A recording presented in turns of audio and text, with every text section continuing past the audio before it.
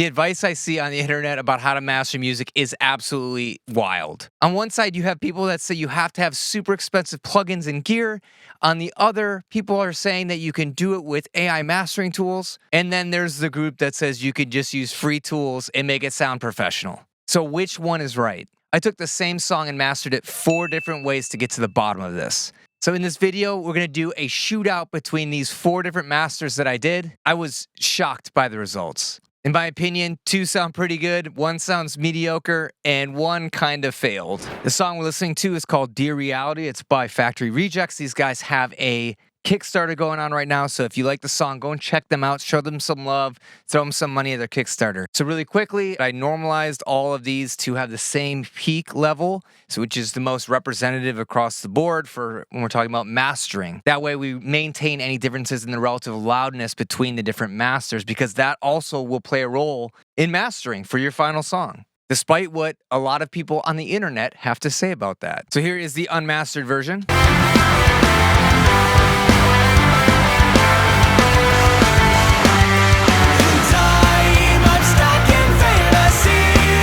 All right, now we're going to hop through the different masters, and I'll bounce back to that unmastered reference track so that you can hear the differences between all the masters. Then we'll run through them all really quickly at the end.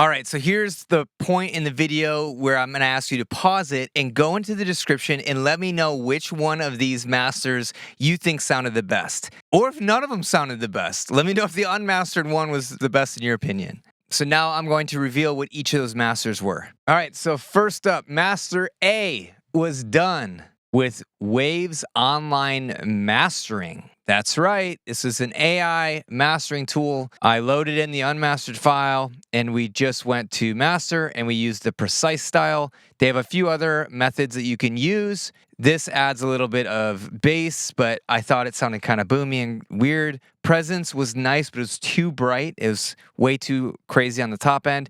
Elevated was a little bit more aggressive on the level, but it just sounded kind of distorted to me. Precise felt the best, which is why I chose it. It has a lot of dynamics still, which I can appreciate, but the overall level compared to the other masters was not competitive enough.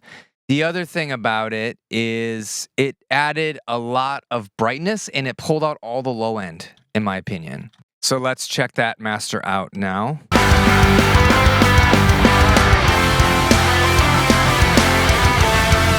I do like that the drums don't get nuked, except the sub on the kick drum is like completely gone now.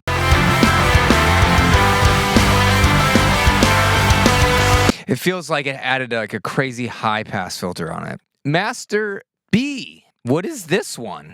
Drum roll, please. Here is the chain I use for Master B. It is Waves Abbey Road TG Mastering plugin. I think I had a video of me using this plugin a while ago, like years ago, to master a song. Has a sound that can be really cool for certain styles, but I think it fell a little bit flat for this one. It has a bunch of different things that you can check out. If you go to this little button, you get a lot more control over each of these different stages of the plugin, but it has an input filter. It does some tape equalization.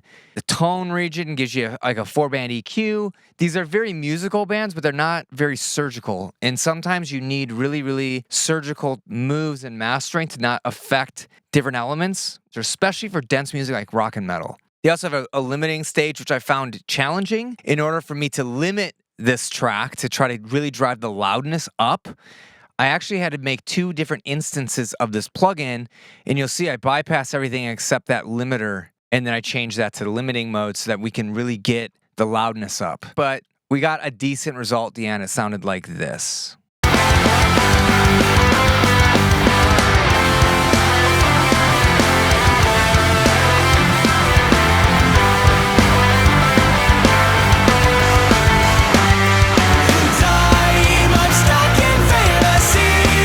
Feels a little bit wider, bigger. The drums are really snappy sounding, but I feel like there's maybe too much movement. I felt like I was getting to the limit of that one plugin. I think it's an improvement over the Waves AI mastering, but still not, in my opinion, a professional sound. So this is where it starts getting fun. The third master, Master C, is actually my master I did for the band. So it's my professional mixing, mastering plugins that I used. So let's take a look at what that is. So here is the complete mastering chain. We started with Pro Q3. This is an EQ plugin. Actually, if you want to learn exactly how I did this and all the decisions I made to master this track, I just released a video. I'll put it up here.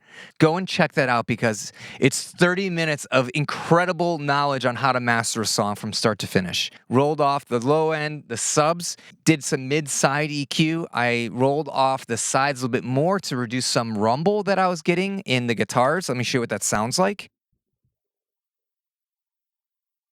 So it might be very hard to hear that, but there's just a little bit of this resonant rumbling that I didn't appreciate very much. I like to do a low pass filter on the top end. This just helps to smooth that top end that just can kind of build up over a course of a session.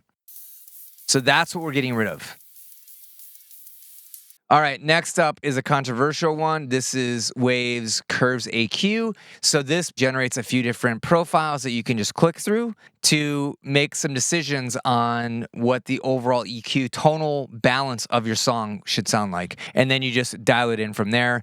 I use this on a very small amount sometimes if it makes a good suggestion. Let me just show you what it sounds like with and without it.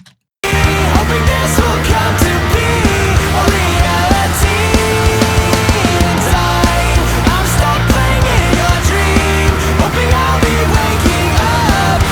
So it lifts up the top end, clears out some resonance, and it just gave the track a little bit of a polish that it was missing. Next up is a compression. I used a Waves SSL bus compressor. I'm only using this at about 55%. And then we're making sure that the attack isn't too fast because we want a little bit of the punch and the transients to come through.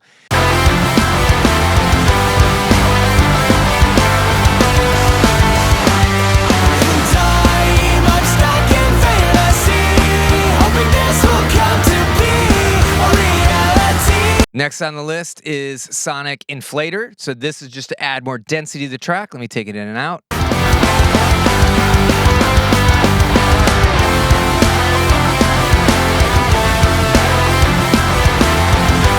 I also really like what it does to the low end. So the sub energy, the kick, it just kind of helps it bloom a little bit more. Here's my cheat code for making the sides really big and wide without it sounding synthetic. It adds density and weight to the side channel.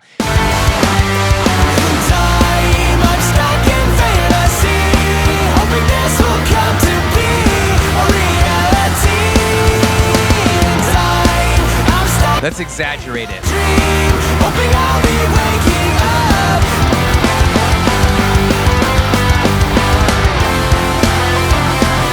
It's a pretty cool little trick. Then I have Golfoss. This is, again, like one of these automatic EQ things. I find that it adds a little bit too much brightness to the top end, so I always have to bring the brightness down. I use a little roll-off curtain so it doesn't touch anything above 10K. So let's see what this does.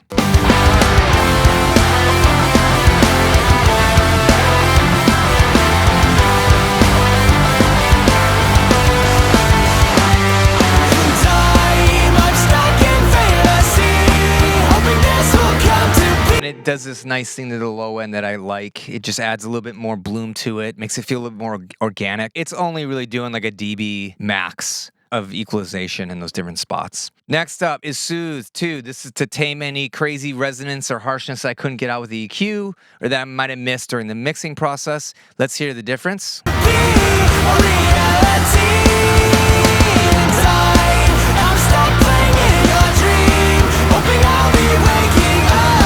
Very, very subtle. You got to be careful with Soothe because it just takes all the aggression and energy out of a mix if you're not doing it right. Now, if you're struggling to get your songs to sound loud, competitive, clean, clear, this video is a really good starter, but I just don't have the time to go into the details of the thought process or the system I use to master music. If that is something you are interested in going further because you can save a ton of money mastering your own music, I have my entire rock and metal mastering system available right now. And because it's May, which is mastering month, it is on sale. I have a link to that in the description. And then finally, my limiter clipper of choice for this master was Waves L4. It's new on the block. I did a review of it. It's actually pretty good. Check out what it does to the sound. So that's not a fair comparison, so let me drop this down and match the threshold levels. I'm stuck in fantasy, hoping this will come to be a reality. I'm stuck playing in your dream, hoping I'll be waking up. What I appreciate about Waves L4 is that the transients usually stay pretty punchy, and it doesn't really get as distorted as some of those other limiters that I've used previously. So the final master, it's one that I've done with all free plugins. It sounds almost as good as the master I did with all of my expensive paid plugins. So let's check that out. Before we do that, let's just quickly A/B my master and then the master I did with all free plugins right now.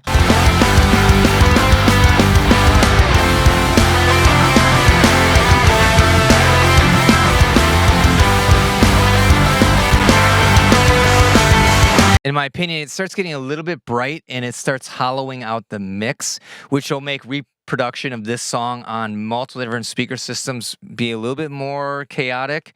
Usually when you have a nice flat, low mid range, it'll reproduce well on everything. But it sounds pretty good. So let's take a look at what I used for that master. I did some gain staging because I had a paid plugin that I did my gain staging with, so I got a free one. This is by Vent Audio, so I just bumped it up 6 dB. I'm using Warmy EQ. This is by Kive Audio. This is a Pultec recreation, and I'm just boosting a little bit of the top end. And then I also add a little bit of total harmonic distortion here, just to kind of give it a little bit more edge.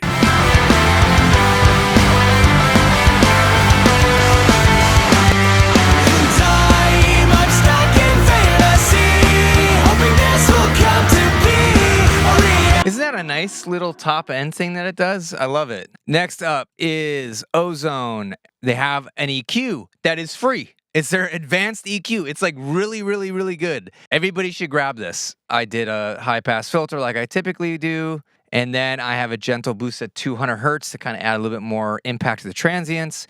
Looks like I put something around 45 hertz to give the kick drum some bloom, give it a little bit of weight. I pulled a tiny bit of 1.5K out. That's just like the nasally, pointy frequencies. Did a little bit of boost for presence around 5,500. And then I did that same low pass trick up here to just roll off the really sizzly top end.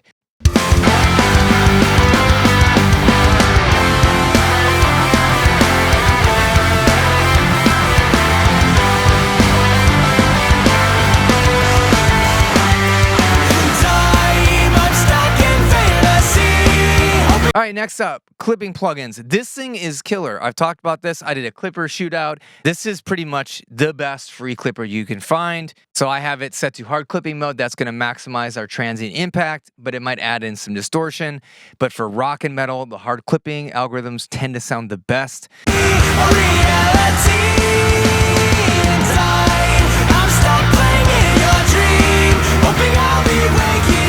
So really, you're just going to be listening to the transients. It's just shaving them off to give us a little bit more space for any type of limiting or compression. Then I'm using Katalnikov. This is a mastering grade compressor free from Tokyo Dawn Records. Shout out to Fabian. He's an awesome developer. This is just to add some glue and density to the track.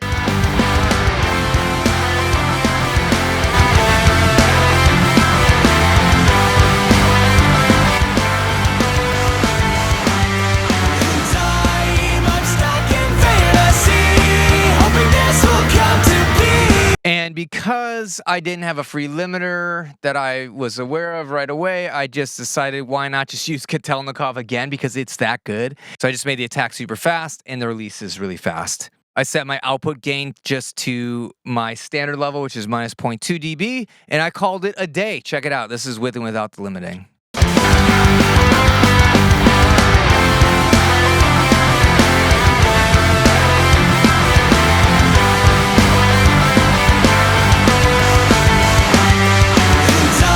See, it's it's very little limiting going on here. I have a free downloadable guide that you can go and pick up right now in the description that has all my free mixing and mastering plugins. And many of these plugins are in that free guide. So let me know what you thought. Did you think this was eye-opening? I was shocked when I found out that the free mastering plugins that I used in this video sounded almost as good as the master that I did with a bunch of expensive plugins. Sorry, Waves, your AI mastering isn't quite there yet, but I would say it is somewhat of an improvement to the unmastered file. It's just not competitive with a professional human mastering engineer quite yet. The one plugin solution that I used, it was too limited because it was only a single plugin to really pull out the best aspects of the song, in my opinion. Be sure to hit that like button and subscribe if you like videos like this. I drop a new video every single week to help you level up the quality of your music. I'm Bobby Bale, the mixing and mastering engineer at Rayton Productions. I'll see you in the next video.